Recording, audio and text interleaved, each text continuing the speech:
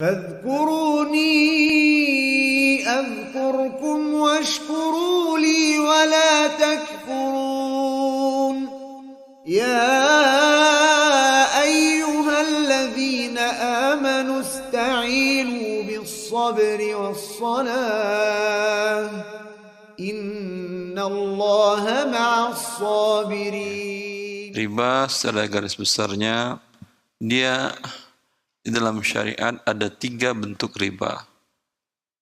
Ada riba fadl, ada riba nasi'ah, kemudian ada riba qard atau riba dain.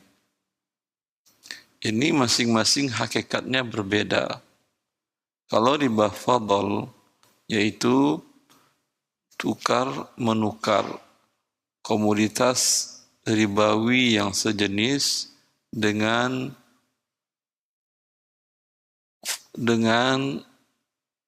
tidak sama, seperti menukar sekilo korma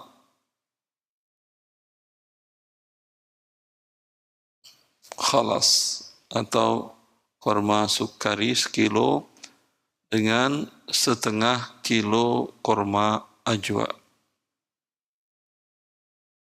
Ini kenapa terjadi? Karena nilai korma ajwa lebih mahal. Ya. Sehingga kalau mereka menukarkan langsung, yang ajwa maunya tidak mau harus sama besarannya, harus sama beratnya atau sama volumenya dengan yang sukari, karena nilai sukari lebih murah kalau dikonversikan kepada uang. Ya. Bila mereka pertukarkan langsung, yang punya sukari ya udah nggak apa-apa, 1:3 pun boleh. 3 kilo sukari saya, sekilo ajwa Anda. Terjadi riba fadl. Riba artinya bertambah. Di sini bertambah sebanyak 2 kilo kurma sukari. Karena kurma komoditas riba yang disebutkan oleh Nabi SAW. Rasulullah dalam hadis sahih, beliau mengatakan, emas ditukar dengan emas, perak ditukar dengan perak, gandum ditukar dengan gandum, kurma ditukar dengan kurma, syair ditukar dengan syair. Syair itu gandum yang coklat, sereal namanya mungkin bahasa kitanya. Garam ditukar dengan garam. Kata Rasulullah, akan terjadi riba kecuali harus sama dan harus tunai. Tadi korma kan dua-duanya kan ya sama tadi ukurannya, tidak 1:2, 1:3, berarti berlebih, maka itu terjadi riba. Jelas? Sebagian ibu-ibu yang tidak mengerti syariat Allah Azza wa Jalla, sambil jalan di pasar, dia lihat di toko emas ada kalung yang bagus dan sangat menarik hatinya. Dia lihat kalungnya atau gelangnya. Dia bilang, Pak, itu berapa gram? Kalung itu bagus, 20 gram. Ini saya 25 gram, kalau tukar bisa nggak Pak? Kata si bapaknya yang punya toko, dia bilang, ya bisa. Kalau sama-sama 20 gram, nggak bisa. Ya. Kenapa? Karena yang kalung, kata dia, ini karatnya lebih tinggi dari yang gelang. Kemudian kata beliau, ini yang kalung, tingkat kesulitan pembuatannya lebih dari yang gelang. Karena itu harus ada selisih sebanyak 20%. Tadi 5 tadi. 20 dengan 25. Mereka setuju. Mereka setuju, dia serahkan dan dia ambil. Si ibu menyerahkan, dan dia mengambil kalung. Ini terjadi riba. Karena Rasulullah mengatakan emas dengan emas harus sama beratnya dan harus tunai. Di hari-hari tertentu, biasanya di hari Id al-Fitr, beberapa hari sebelumnya biasanya kaum muslimin menginginkan uang pecahan yang baru. Ya, ada jasa penukaran yang tidak resmi, dia mau menukar dengan yang baru, tapi dengan syarat nominalnya dia lebih kecil agar dia dapat laba. Dia mengatakan boleh ditukar tapi saya dapat keuntungan 5%. Kalau umpamanya kamu menukarkan 1 juta pecahan 10.000 yang baru, yang kertasnya masih baru, dengan uang 100.000 10 lembar, harus saya ada kelebihan 5%. 5% berarti 20.000 kan ya? Ya, dia mengatakan saya tukar bukan dengan 100 lembar, tapi 95 lembar. Anda setuju? Setuju katanya. Ya, ini tetap tidak boleh dan ini hukumnya riba. Walaupun mereka saling setuju, karena tidak sama nominalnya, berbeda. Ya, karena emas adalah alat tukar, karena rupiah adalah alat tukar. Seperti Rasulullah SAW tadi mengharamkan emas ditukar dengan cara tidak sama beratnya, gramasinya, karena dia adalah tukar, maka hukum yang sama juga ada pada uang alat tukar, seperti rupiah tadi. Jelas?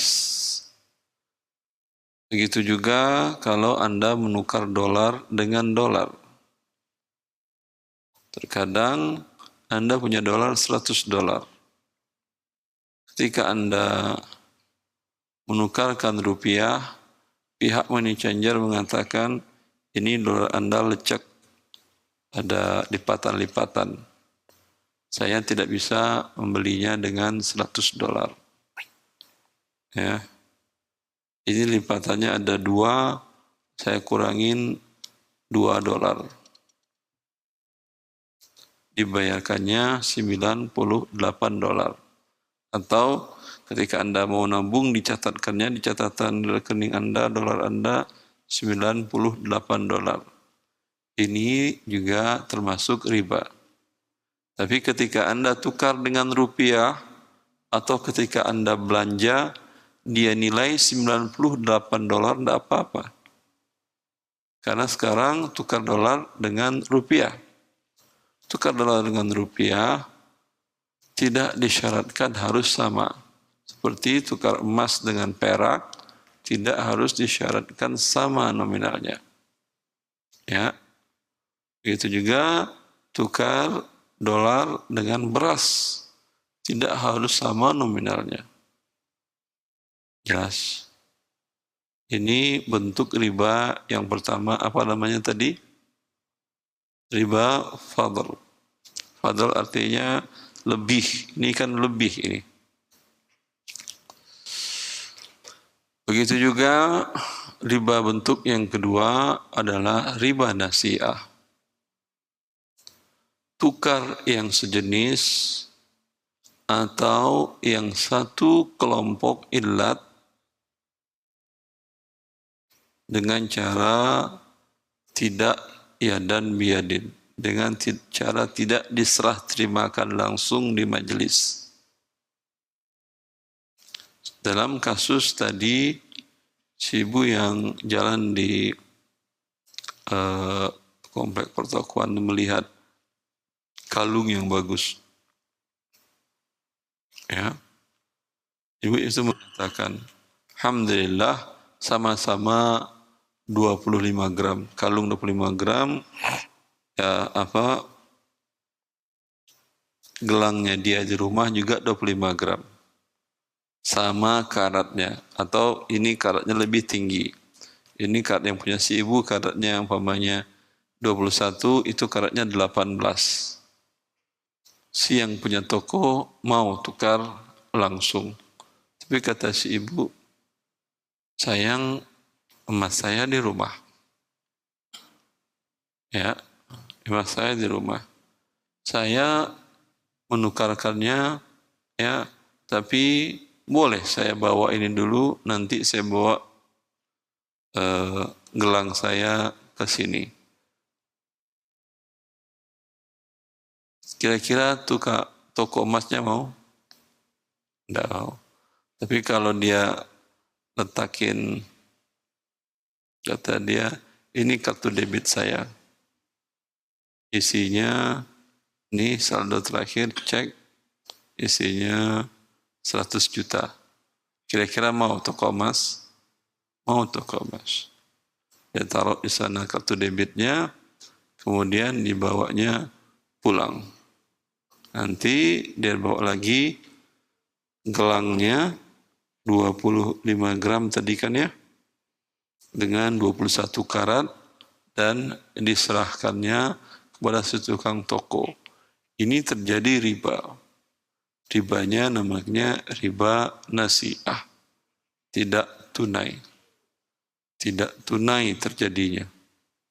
Ada jeda waktu serah terima dua komunitas ribawi, yang satu illat atau satu jenis, sehingga terjadi riba. Ya. Riba yang ketiga adalah Anda berhutang, meminjam uang. Lalu salah satu pihak mensyaratkan manfaat atau keuntungan dari dia meminjamkan uang. Ya, dalam bentuk ada pertambahan nanti dikembalikan, baik pertambahannya dari uang yang sama dia pinjam jenisnya, atau dari jasa manfaat yang lain, atau dari uang jenis lain atau harta jenis lain. Sehingga ini dia kategorinya bagian dari dua tadi. Otomatis tukar menukarnya menjadi sama atau tidak? Dia pinjam 10 juta dengan dia syaratkan motormu taruh di sini dan saya pakai sampai uang 10 jutanya kamu bayarkan. Berarti betul dia ini membayar 10 juta, yang minjam 10 juta? Tidak, ditambah dengan jasa motor yang tidak dianggap oleh pemberi pinjaman. Kalau umpamanya dia minjam sebulan jasa motor sewa berapa? 500 ribu ada? Ada? Lebih, anggap 500. Setelah 1 bulan dia ada uang 10 juta dikembalikan dan diambilnya motor kembali. Berarti dia membayar berapa? 10 juta dalam bentuk uang, dia pinjam 10 juta.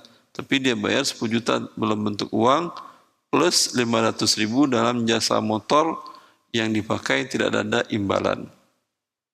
Berarti sekarang bertambah atau tidak? Sama atau tidak? Tidak. Kemudian yang namanya pinjam-meminjam, ada jeda waktu atau tidak? Hari ini yang butuh 10 juta dapat uang 10 juta.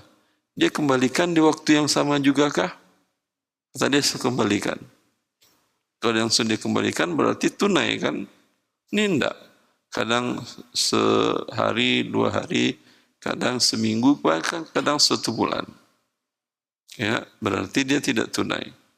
Berarti ini gabungan dari riba fadl dan riba nasi'ah. Ada 3 bentuk riba ini. Bagaimana cara mendefinisikannya? Tentu masing-masing punya definisi sendiri. Tidak bisa kita definisikan dengan satu definisi. Maka riba yang pertama, riba fadl dengan riba nasi'ah, itu dibahas oleh para ulama dalam bab setelah jual beli. Riba yang tadi, riba hutang piutang tadi, Ya, itu nanti dibahas dalam bab al-qad. Cukup jelas?